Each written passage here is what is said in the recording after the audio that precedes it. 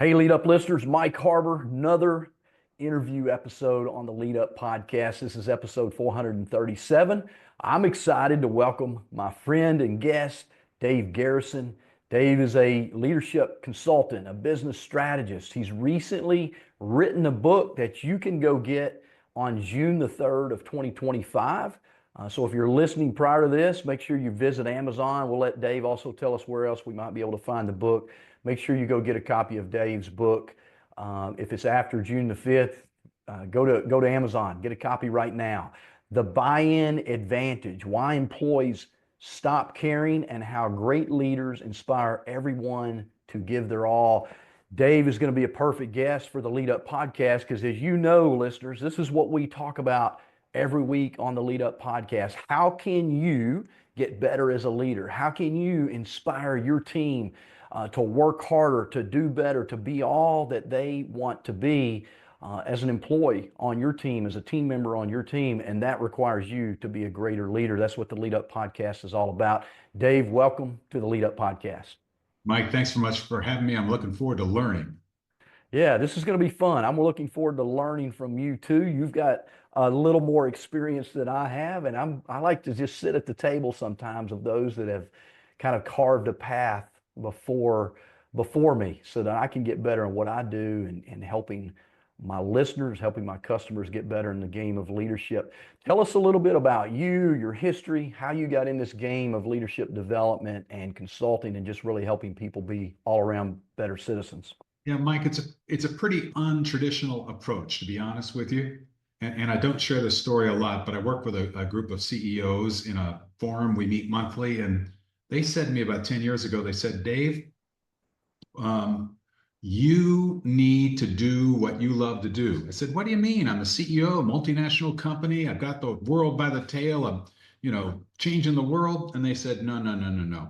You need to do what you love to do. And that set me off on a journey to recognize the satisfaction. And I think why God put me on this earth is to work with people and teams to achieve their full potential. Mm. When I see people achieve things they didn't think they could do, it gives me the greatest satisfaction. And that's why I actually use the title of Chief Navigating Officer for our organization, because to me, it's about navigating with people instead of telling them, you ought to do this or you ought to do that. And so I don't tend to have all the answers, but I can tell you the satisfaction of seeing people achieve things they didn't think was possible is the greatest gift one could get. That's good. I love the title, Chief Navigating Officer. I actually, in my book, Quit Losing Talent, I write about stay navigator. We'll talk about that a little bit and what that means for me. But talk about navigation and why it's so important as a leader to be a navigator versus a teller of things to do. Yeah, Mike, I can tell you what my secrets are. I can tell you what made me a great CEO, but it's kind of irrelevant. And I learned this from a guy named Royal Little. Royal Little was the CEO of Textron and built a multi-billion-dollar company. Think E-Z-GO golf carts, think Bell helicopters. And he wrote a book, How I Lost $100 Million. And in the intro to that book, Royal said, look, I can tell you about all the wonderful things I did. I can tell you how brilliant I am. You'll never be able to do what I did because you're not me and you weren't there. I can tell you the mistakes I made. And so I think the great leaders find the innate talent and the gifts in every single individual and help them to maximize the impact of their talent as opposed to telling them the way I did it. Mm. And that's a big difference. And so for me, leadership is recognizing each of us is a human being. We each have different gifts. And what I have the opportunity to do is to navigate with other people to capitalize on their gifts to serve our business, to Mm. serve our world. Yeah, that's really good. It's that's probably the hardest transition I think for leaders to make is to move from telling people what to do, right? That kind of micromanaging approach because many leaders are good at what they do.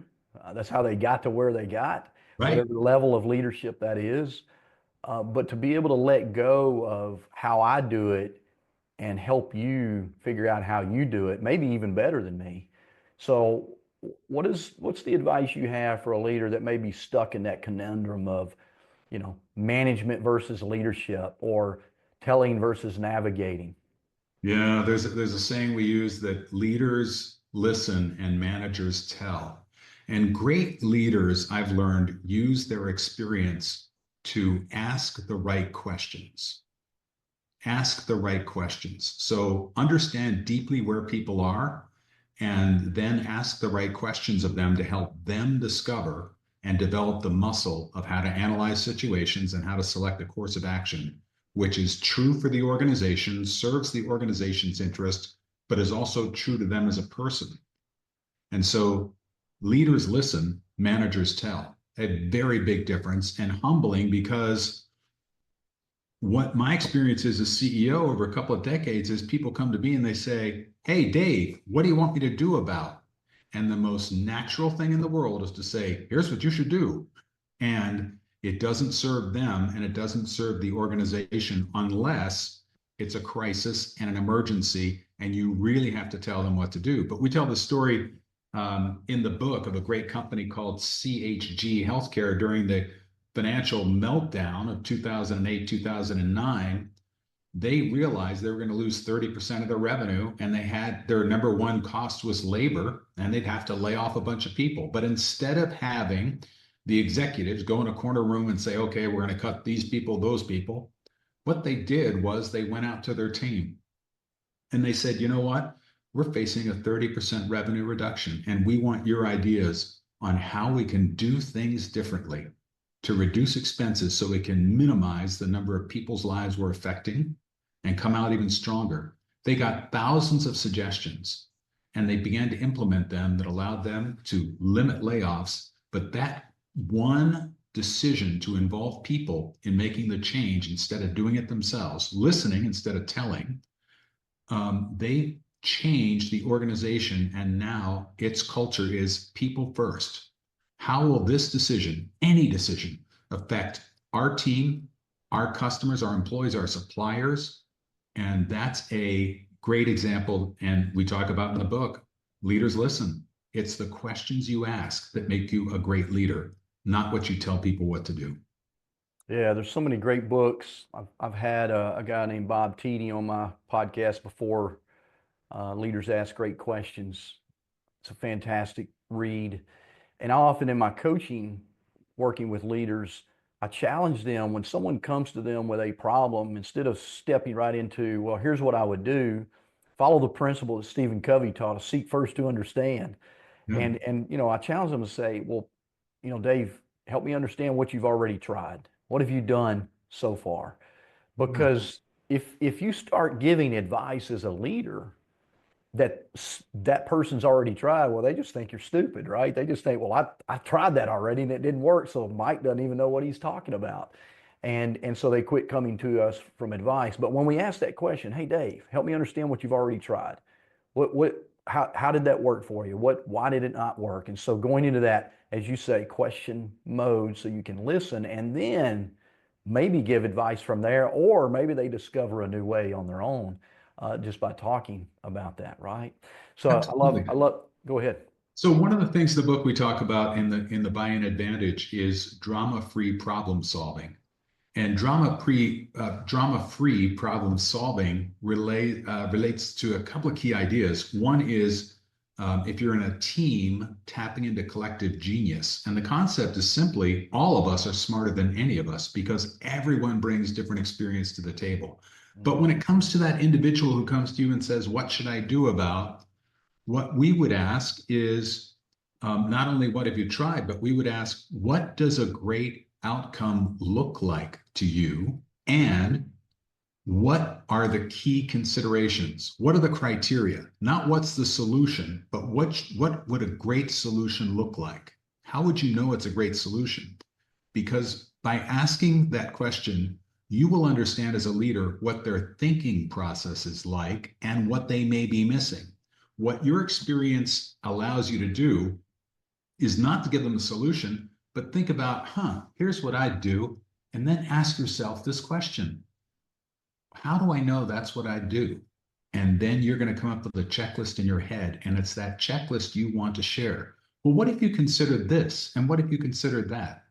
And we tell a story of a company named Phillips Edison. The CEO, Jeff Edison, he's truly a rock star. He's a modest, very thoughtful guy who's been incredibly successful in building a company which is arguably the largest grocery anchored shopping center company in America. And I was facilitating an offsite for his executive team. Jeff came in from a board meeting and said, "Hey guys, before we get started, I want to add somebody to our executive team." And I'm looking at the faces of the collection of, 6 or 7 people in the room, and they're all kind of looking like your kids do when mom brings home a new baby from the hospital. It's like, what just happened? Mm-hmm. I said, "Hey, Jeff," I said, "have you given this a lot of thought?" And I knew he had because of who he is. And he said, "Yeah." I said, "Okay. I'm really curious to know, don't tell us who you're thinking about." I said, "But tell us how you considered selecting that person. What did you consider?" And he said something like, "I considered who is a real hard worker, who thinks differently than the other members of our team, who has the respect of people in our company," or something like that. And I said, "Awesome. That's a great list of 3. Then I said to his team, "Take a minute. This is collective genius. On your own, take a minute. And I want you guys to write down some other characteristics that you think would be important in considering who we might add to the team." And they came up with 4 or 5 other things. So on the whiteboard, I wrote down, "Okay, Jeff, you had 3, team, you had 4 or 5 more. Here's your criteria list. Now, given this criteria list, I'd like everybody to take a minute on your own and think about who in our company meets these criteria." So everybody made their notes. And then I said, "Okay, go ahead, shout it out." And there were probably 10 names shouted out that could meet the criteria. And so then I turned to Jeff and I said, "So Jeff, this is the team's thinking based on the criteria we just co-created. And this is done with, not done to. So I'm curious to know, do you want to share with us who you are thinking about?" And he said, "No, I'm going to think about it some more. And this is great input." Mm. And That's so that's an example of use your experience, but use your experience to inform what solution you'd come up with, and ask yourself, don't share the solution, share a criteria that person may not have thought about. And criteria is a fancy word for saying, what's the checklist in your head? It's like you walk in Monday morning and you've had a great inspiration. You were out playing golf, or you were on the river or the lake over the weekend, and you had some great idea, and you come and say, "Team, I got this great idea." And it kind of leaves them saying, "Well, Mike, great idea, boss. Good job, boss." And they might ask you a question around the edges, but you don't get the benefit of their thinking. You get no collective genius when you tell them your great idea. Instead, ask yourself, how do I know this is a great idea? And what problem is it solving? And then go to the team and say, "Team, I've been thinking about how we address the problem of blank. And here's what I think would be on the checklist of a great idea." And don't share your idea. Ask what they would add to the checklist, and then give them a chance to come up with solutions. And you're going to hear things you never imagined, and they may actually have a better idea. And you go last in sharing your idea. That's really good. I love that power of collective genius, which probably helps in the buy-in advantage, right? Talk to us about buy-in. What your definition of buy-in is, Dave, and how the power of collective genius actually helps us get there. Yeah. So, Mike, for your listeners who are in the US, they will appreciate Friday night lights. Mm. Most of us have all been to the stadium on Friday nights and seen the enthusiasm of the parents on the sidelines, in the stands, watching the football game, rooting for their team, or figuring out how they're going to raise money for the Honor Society to go to Washington, D.C., or the PTA, or the band, or the whatever. That passion is the passion that has died in the workplace. Gallup has done survey after survey for 20 years, basically. The level of engagement, the people who care at work, the percentages haven't changed. It's pathetic. The net engagement score is about 1 in 3. 30% of the people net really care. And that leaves all this talent and all this experience and all this wisdom on just on the cutting room floor. Businesses suffer. And sometimes they say, well, we'll do an employee satisfaction survey. I'm delighted your employees are satisfied. What I want them to do is bring Friday night lights to the workplace. I want them to have that level of passion and enthusiasm, that understanding of what our priorities are, and that single focus of our compelling purpose to make a difference in the company. And so the buy-in advantage is all this stuff, by the way, costs nothing. It takes intent and focus. And the techniques are in the book. You talk about the techniques on your podcast. It is, how do we get people to bring their hearts and their guts and their minds to the workplace every single day in a collaborative effort to change the world around our purpose? It's that simple and it's that complex. Yeah, love that. Sounds exciting. Now let's talk practicality, right? Yeah. Because we all want that. Every leader listening right now, every leader you work with, every leader I Yeah. work with, they Yeah. want what you just described. And I love what you just said. It doesn't cost us anything. Many companies, I do 90+% of the work I do is in the healthcare, mainly Mhm. hospital space. They're really good at popcorn parties and ice cream parties and pizza Yeah. parties, trying to buy-in, Love right? those. Love those. They're good, but they try to buy the buy-in, right? They try to buy the engagement, and that Yeah. lasts about 30 minutes after the pizza's digested. Yeah. So let's talk some practical things. How do leaders get to that Friday night light Yeah. enthusiasm that you mentioned? Yeah. I'll tell you a story that did not make the book, that's very real in the healthcare space at a regional hospital, where the administrator came in and basically said to the nursing staff, we're going to reduce the number of nurses on the shift. We're going to increase the number of beds per nurse on the shift.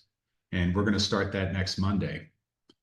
And the nurses, who by self-selection are empaths, thought, well, that's not very good for the patients. And probably a quarter of the nursing staff quit, which meant the administrator had to hire, what do you call them, visiting nurses or rotating nurses? What are the Yeah. people you get on contract? Agency travel nurses, yeah. Travel nurses. They had to hire travel nurses, which are significantly more expensive. So that single decision ended up costing the administrator money when what they were trying to do was save money. So it blew up in their face. Here's an alternate scenario. How about if we went to the nurses and said, do you know what? We need to figure out how to reduce our nursing costs per patient. Whole bunch of different ways to do it. But we do not want to sacrifice the quality of care that our patients are getting. We want to honor each of our nurses and their experience, and we want to maintain the best quality nursing staff we can get. And we would like you to spend some time and think about how we might do that. And that is a simple way to have a conversation before you make the decision, to ask them, what other criteria should we consider? What are the alternatives here? How could we accomplish that? What are your ideas? So they are part of the decision. The way the human nature works is, when your opinion is asked, when your opinion is valued, you are more likely to go along with whatever decision is made, even if it's not your idea. It doesn't mean the nurses are running the floor, because they're not. The nurses are providing high quality care, but the administrator gets the benefit of the people doing the work. And what we lose track of sometimes is, because I've been there more years than you have, or because I own the business and you don't, we think we have the answers. People doing the work have the answers, and they're glad to share, and they're rarely asked. There are two wonderful, great lies we talk about in the book. One is, my door is always open. Mm. Well, that's great. I'd ask you, how many times last week did somebody at least a level below you, so skip level, how many times did they come to you with an idea on how to do things differently, what to stop doing, or what a new opportunity is? And what you hear is, well, it's always open.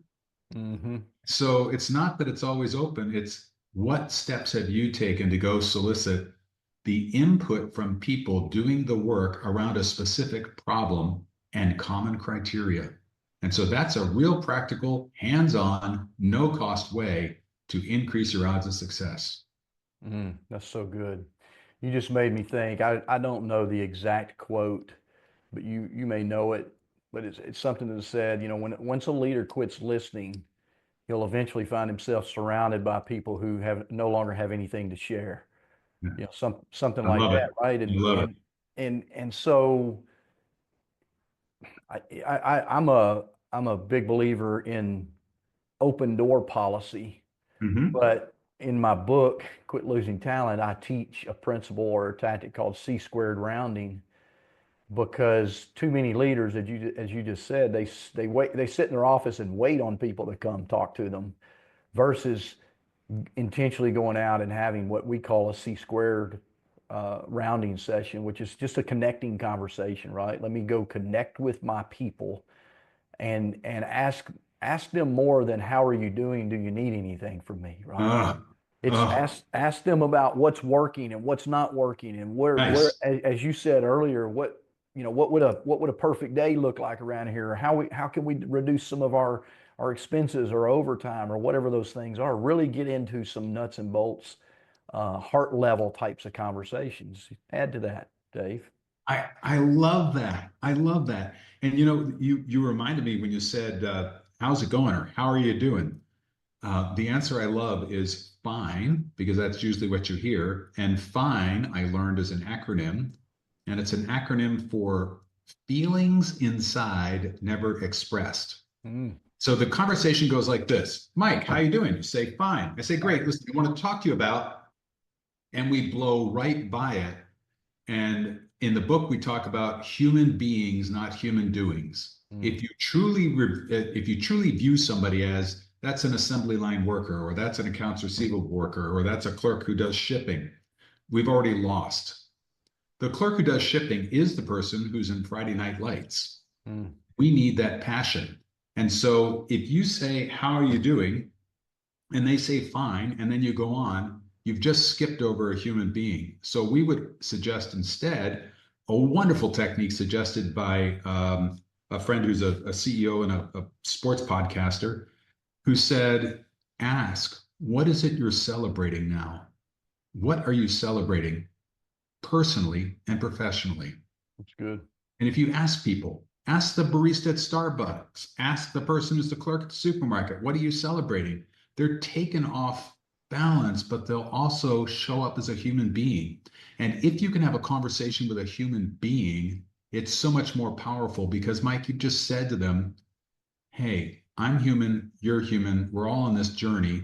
Sometimes it's good, sometimes it's bad. Nobody's better than anybody else. How can we do better together? And that's a Yeah. lot of communication by asking, what are you celebrating? Yeah, look, another simple question, right? Another Yeah. simple question. It's Jim Rohn once said, "What's simple to do is also simple not to do." Right? Uh-huh. It's simple to ask that question, but it's also simple to not do it. I call what you described, "Hey, how you doing?" Fine. I call that drive-by rounding, right? Instead of Yeah. Yeah. square, it's just, "Hey, I'm going Yeah. to do a drive-by, just Yeah. check in, make sure everybody's okay." But the reality is, when people see the boss coming, they get a little anxious potentially, right? Yeah. Depending on the Yeah. relationship there. And if you Uh-huh. only ask about problems or you only point out problems, then certainly you're creating anxiety. And so you get if I say fine, if I tell Dave fine, he'll leave. Like Yeah. I want him gone as quickly as he gets here, right? And so again, what you're talking about is a leader that has to go deeper, be prepared intentionally with a few questions that they're going to ask when they do the rounding that they're working with as well. I want to talk about, and again, this could take us the rest of the conversation today, but you write about 7 ingredients needed to build a buy-in culture, and where leaders should start. So maybe you can't share all 7, Dave, but maybe 2 or 3 of the most important ingredients there, and then maybe the one where a leader should start now. Yeah, well, you know what? Secretly, Mike, we have talked about a couple of the 7 ingredients in the buy-in advantage. One is harness the power of collective genius. Just recognize all of us are smarter than any of us, all of us. So how do I go through a process of getting everybody's best thinking? Just like I described Jeff Edison did as he selected the next person for his team. So Good. that's the attitude of, no matter how smart, you think you are Mr. Ms. Leader, I guarantee that you aren't as smart as everyone collectively in your organization. And there's so much proof for that. Um, we talk about the US Navy losing a submarine in the North Atlantic, and they didn't know where it was. And they had a big search area that the Pentagon said, we can't possibly find our submarine in that search area. So they sent out the data to about 100 experts around the world and said, here's the last known position. Here's the characteristics of the submarine. Here's the weather. Where is our submarine? They took the collective answers, ran them through a computer. They found where the submarine was buried within 200 yards on the bottom of the Atlantic Ocean, because all of us are smarter than any of us. So, number one, harness the power of collective genius. Number two, adopt a drama-free problem-solving system. The steps are in the book. We just talked about it a minute ago. Number three, focus on questions instead of answers, which we've also talked about. That accelerates the development of your people and gives you insight into how they're thinking so that you can support them, and your experience becomes icing on top of the cake. Number four, I love. It's we have a rule that drives accountants crazy, Mike. It's 3 is greater than 7. 3 is greater than 7. So if you've Sounds got, like good math to me. it is great math. If you've got 7 priorities, you have no priorities. Yeah. And it's the reason our phone numbers, what's your phone number? It's 10 digits. You don't know 10 digits. You know 3 for your area code, 3 for what the phone company calls the NXX, and then 4 digits, that's your number. Mm. And so we can't process 10 things at a time. We can process 3. So when you have priorities, have the team decide which are the 3 most important things for us to get done first. And you know what? The other things will be there. And when you come up with those 3 things, your job is chief repeating officer. Tie those 3 things to your compelling purpose and your values and call out as people begin to accomplish them. One of the hardest ones for hard charging executives is slow down to include everyone. I know you've got a great idea. I know you want it done now. It's going to get done a lot better, and it's going to get done, frankly, a lot faster if you include people along the way. And so slow down to include everyone. And we have a crazy saying, but it's slow down to speed up. Yeah. If you slow down and include people, you get stuff done a lot faster. Effective meetings is number 6. And number 7, define and then utilize your purpose and values. Compelling purpose and values that matter. And again, 3 is fewer than 7. Yeah, I love that. There's a lot of research. There's a book, 4 Disciplines of Execution, you may be familiar with. 40X, also out of Salt Lake. Yeah. Yeah, their research says that you shouldn't have more than 3 goals, right? If you have 10, you're going to get 0 done. If you have 4 to 10, you might get you might get 1 of those done. If you have 3 or less, you're going to have success, right? And so I teach that a lot. I teach a principle, with the leaders I work with in coaching, just kind of starting on purpose and having that daily, what I call a daily GPS, and define your top three priorities for the day, right? Yeah, you got a to-do list of 100 things to do. Let's pull the top 3 off of those. So, yeah, love what you just shared. Lots of research to back up what Dave has just shared with us. If you want to be more successful, most people say, well, I'm overwhelmed, and it's because they're looking at the 100 things, not the 1, 2, or 3 things that really need focus on. And that principle right there will help reduce some overwhelm and burnout. Lots of research behind that as well. Anything you want to add to that, Dave, before we move on? You talked a minute ago, as one of your comments to say that works for you is ask what's working, what's not working. And we find if you can prepare people ahead of time with that question, because half of us think about stuff overnight and half can answer instantly. So make sure you give people the question the day ahead. Pull your team together and say, hey, I'm really curious to know what you see that's working around here and what's not working. Don't just think of your department. Think about our overall company. And we're going to build a list, and don't respond to anything Don't fall into the trap of discussing whatever it is they say. Just you write down the list so it's visible to everybody. Here's what's working. Use their words. Here's what's not working. Then ask them to prioritize Mm. using a process called weigh the odds that we talk about in the book. So collectively, we apply our genius and prioritize what we want to make sure we do not lose what's working. Don't screw this up. And then on the what's not working, these maybe are the things that ought to become our priorities, and then go through a collective genius process to identify the best solutions. And so the what's not working and what's working instant analysis, we think, is an awesome way to get people to share their best thinking on their experience. Because I'll tell you, Mike, I'm really smart. I got an MBA and everything. I got years of experience. I got lots of accolades. It's wonderful. But I don't know what you know. Mm. I can't see what you see. I don't experience what you experience. And so, as a leader, one of our opportunities is to tap into the collective genius because I want to know what you see. We all have those, I'm a pilot. Our son's a fighter pilot in the F-16. I can tell you there is what they call the 6 o'clock. You Mm. cannot see behind you, you cannot see your blind spot. And so, part of staying alive as a fighter pilot is having somebody else check your blind spot.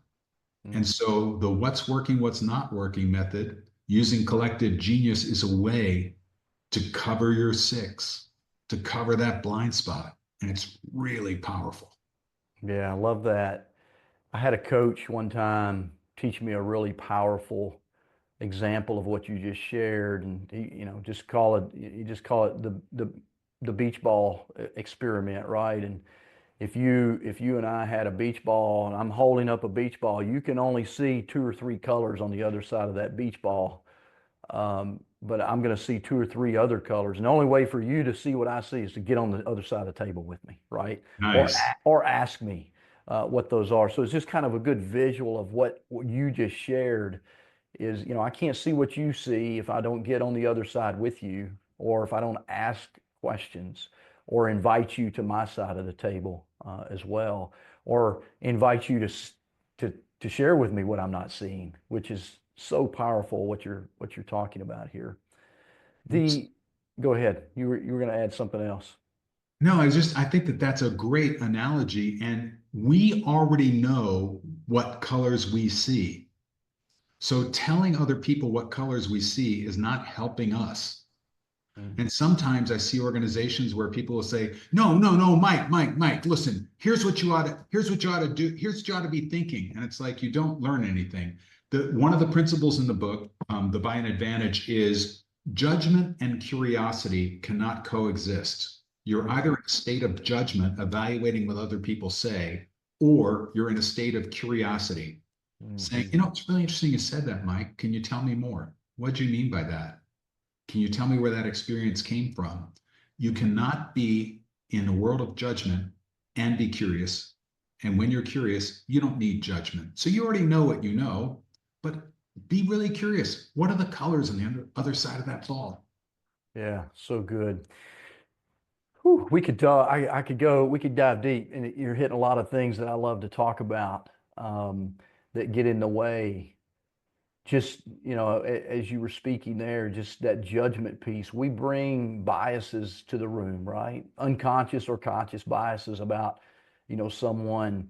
When I don't like the way that person talks, or I don't like the way that person dresses. I mean, it could be as simple as that, right? So we turn our listening off. We have a judgment versus a curiosity. Why do they think that way? Why what are they seeing that I'm not seeing? Or they weren't nice to me in the cafeteria the last time I saw them. I look, some of this is real, Dave. I just had a conversation today with a leader that is upset at somebody, because of the way they spoke to her. And we have these little biases that get in the way that impact our ability to lead, communicate, and work effectively together.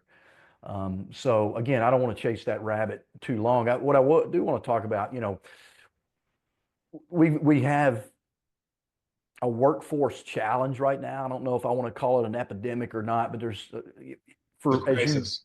as you alluded to earlier, employee engagement has not improved in 20 plus years. The turnover and buy-in, buy-in is a huge challenge. Turnover is a major problem and risk factor for organizations right now. And there's a lot of things that I teach around that. But what's some advice you have for leaders and companies to use those opportunities to transform how they're leading and how they're driving performance within their organizations? Well, I'm not sure. This is not going to be any news to you because you're also a professional in this space. But what I know is the current crisis is the result of a couple of things. One is post-pandemic, people had a lot of time to think about what's important to me, what am I willing to give up, what's my life about? And a lot of people said, you know what? I'm not willing to drive an hour each way to work. Mm, And I'm not willing to give the work any more than they ask if I don't really care about it. And I want a job where I have impact and where I align with the purpose. mm, And so people, there's a there's a client we work with who's a larger organization, and they sent a survey to every single person who left about 2 years ago. And they said, could you select the one reason you left? And they sent this survey to their home. They didn't go through HR. They sent it right to their home. And tied with pay was my boss. And then they asked, what was it about your boss? And it was communications with the boss. hmm And then they sent a survey to the boss of that person that they quit. And they said, is there anything we could have done basically differently that solved why this person leave? And the bosses all said, oh, it's just pay. Yep. And so bosses are why people leave, as you know. They don't quit organizations, they quit their boss, and the bosses are busting their butt. It is not the fault of the boss. The boss is not equipped with the tools they need to really engage people. They're being hammered on metrics. What was your output? How many sales did you make? What was your safety record? How many parts? What's your inventory? They're being hammered on metrics. They're not being asked about what are we doing to encourage our people. And so the opportunity is to recognize, one, purpose is important like it's never been before. And I know you've talked about this on other podcasts, so go back, check out those podcasts. But compelling purpose also is featured in the Buy-in Advantage book. Make sure you have a really simple, compelling purpose that every single employee knows, and you use it in the interview process and you use it to reinforce behavior. Second, make sure you give people an opportunity to have an impact on your business by soliciting their ideas and co-create with them solutions to whatever the pain of the business is. Mm. Those are two things I would do.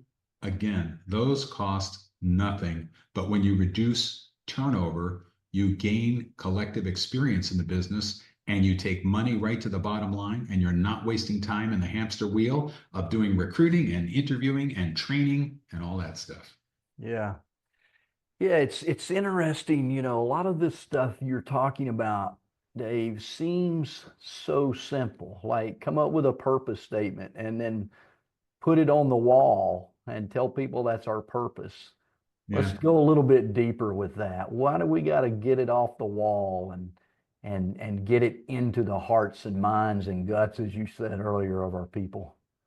Yeah, a great question, Mike. In the book, we talk about criteria for a compelling purpose. Again, it's the words are important, but the words need to meet a couple of criteria. One, they're generally of the heart. It's never about money. It's not stuff like, oh, we're going to have the largest market share or be the best provider of blank. People don't care. We need to answer the question, why does what we're doing matter? Compelling Mhm. purpose needs to be simple, of the heart. Why does it matter? And it's a couple of words. When Walt Disney set down his purpose, it was basically creating happiness. And he built an empire around creating happiness. Or Mhm. in your neck of the woods, Mr. Walton, it was putting money back into household pockets. It was putting money back to American families. And everything he did in the business lined up against that. He used it in making decisions. Did Mr. Walton start in downtown New York City because they had a big population? No, he started in C and D counties. Did Mr. Walton get all this fancy, expensive stuff? No, he bought and sourced in China affordable goods that people could have good quality and did It lives today, what Walmart does today. When Walmart went to their suppliers a couple of years ago and they said, you're going to cut packaging 30%, some suppliers might have said, what? And they said, no, we're going to reduce waste, we're going to reduce transportation costs, and we're going to reduce prices to put money back into the pockets. When Walmart created one of the most sophisticated product distribution systems in the world with all the regional centers, it was all about reducing costs in order to reduce prices to put money back into people's pockets. Mm. So when organizations come up, and I would not have the God help us if the leader does this, please ask your people, use the collective genius process in the book to come up with the compelling purpose. And when you get it and you're making a decision, ask the team, what would get us closer to our compelling purpose? How would our compelling purpose inform this decision? Share your compelling purpose in the interview process and say, how would you see yourself in this compelling purpose? What does this mean to you? And allow people to interpret for themselves what the compelling purpose means, as opposed to the slogan on the wall, or as opposed to, let me tell you what we mean. We came up with this because. Mm-hmm. I don't care what you came up with. That's your version. Ask people what the compelling purpose means to them, and then you'll see it alive in people's hearts. When it's alive in people's hearts, we can get closer to Friday night stands. That's really good. Love it. Our purpose at Harbour Resources is to deliver excellence in leadership and personal growth. That's what the Lead Up podcast is all about. That's what you're all about, Dave, too, I can tell. And I think this has been an excellent conversation around leadership and gaining buy-in and improving the lives of those people that we lead. And so I'm grateful that you came on the Lead Up podcast today. Tell our listeners how they can find you, learn more about you, and get your book. Yeah, well, the book is a simple link. You can actually, even before publication, you can go there for some pre-publication bonuses if you pre-order. It's at buyinbook.com, and the link I know you'll put below. And we're at garrisongrowth.com, garrisongrowth.com. And we offer workshops for leaders on specific topics. We have a weekly newsletter you'll want to check out that gives you free information every single week using cases brought to us by our clients, and asking connection questions to connect with real human beings every single week. And then we offer C-suite several day immersive sessions where C-suite leaders can really connect, share best practices, and learn how to take their culture to one of the buy-in advantage. Yeah, love that. So the buy-in advantage is the title of the book, subtitled Why Employees Stop Caring and how Great Leaders Inspire Everyone to Give Their All. So Lead Up listeners, I know that's what you want. You're wanting that Friday Night Light belief, hope that Dave described to us today. Go get a copy of the book, buyinbook.com or garrisongroup.com. We'll make sure we put those links in the show notes. Make sure you go find out more about Dave, grab a copy of his book, leave him a review on Amazon as well. That always helps. And then make sure you leave us a review on this episode and others on your favorite listening platform of the Lead Up podcast. Dave, thanks for being a great guest today. I appreciate you joining me. Mike, thank you. Lead up and lead on.